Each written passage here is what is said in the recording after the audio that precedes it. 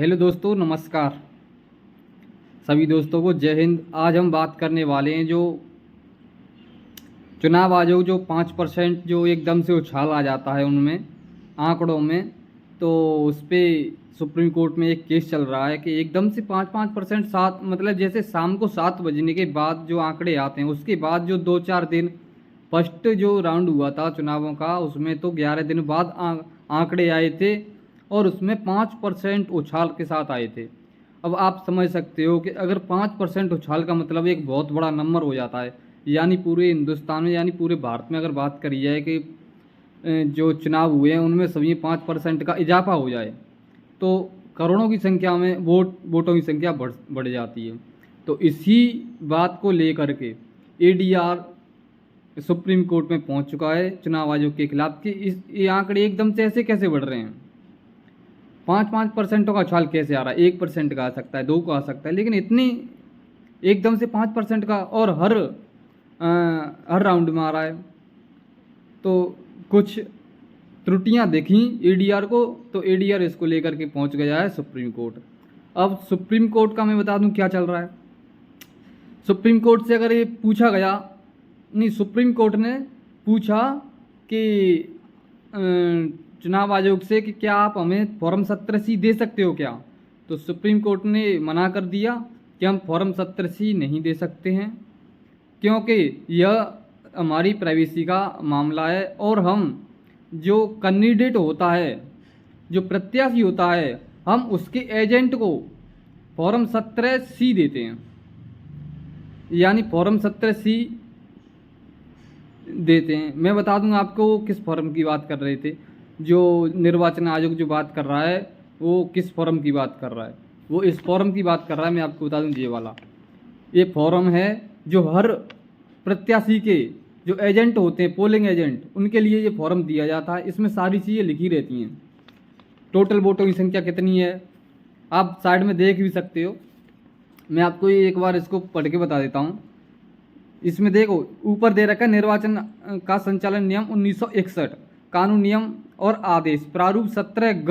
ये 17C नहीं है, ये वाला फॉर्म जो एजेंट के लिए दिया गया है ये प्रारूप 17G दिया गया है और इसमें सारी चीज़ें मेंशन की हुई हैं कि यह प्रत्याशी किस विधानसभा से लड़ रहा है, इसका जो विधानसभा क्षेत्र कौन सा है और इसका जो निर्वाचन क्षेत्र कौन सा है। मैंने इसमें सारी चीज़ें हाइड कर दी गई हैं क्योंकि प्राइवेसी की वजह से मैंने हाइड किया हुआ है कि, तो इसमें आप देख सकते हो ऊपर सारी चीज़ें लिखी हुई हैं।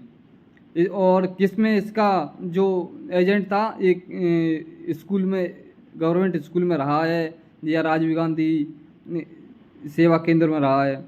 और फिर यूनिट नंबर, मतदान यूनिट नंबर, इसमें ऐसे कुछ नंबर दिए हुए हैं। और प्रिंटर यदि प्रयुक्त हुआ है तो ऐसे दूसरा नंबर, ऐसे दूसरा प्रिंटर ऐसे ख़राब हो जाता है ना, वीवीपैट वाली मशीन कभी ख़राब हो जाती है तो उन्होंने दूसरी मशीन तो यूज नहीं की है, उनके नंबर हैं।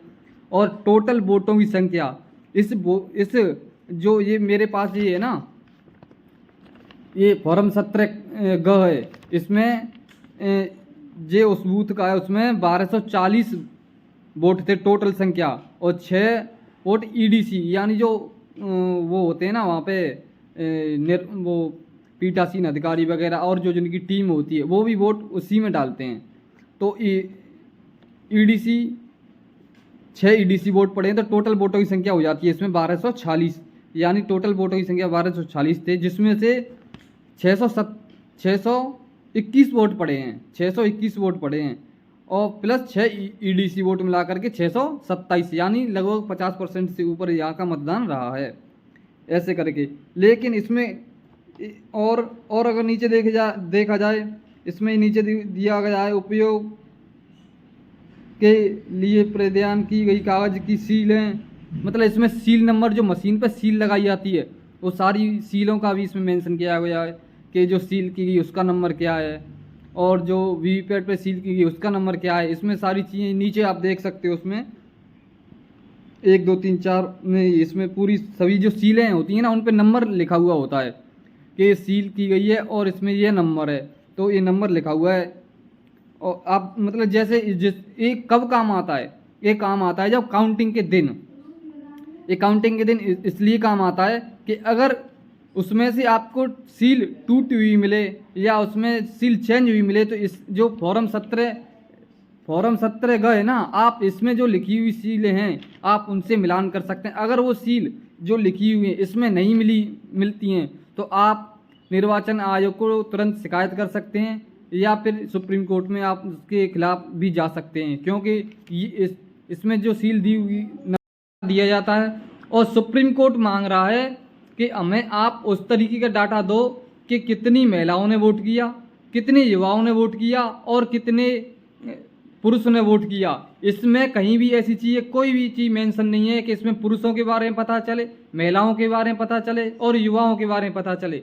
इसमें डायरेक्ट दे रखा है कि टोटल इतने यहाँ पे वोट हैं, यानी टोटल मतदाताओं की संख्या यहाँ पे 1240 है और उनमें से कितने वोट पड़े, यानी 620 वोट यहाँ पे पड़े हैं, 620-21 के लगभग कुछ वोट पड़े हैं। इस तरीके का इसमें डाटा दे रखा है। इसमें ऐसी कोई चीज़ मेंशन नहीं की गई है कि यहाँ पे इसमें महिलाओं ने इतने वोट डाले हैं, पुरुष ने इतने वोट डाले हैं और युवाओं ने इतने वोट डाले, ऐसा कुछ भी नहीं है।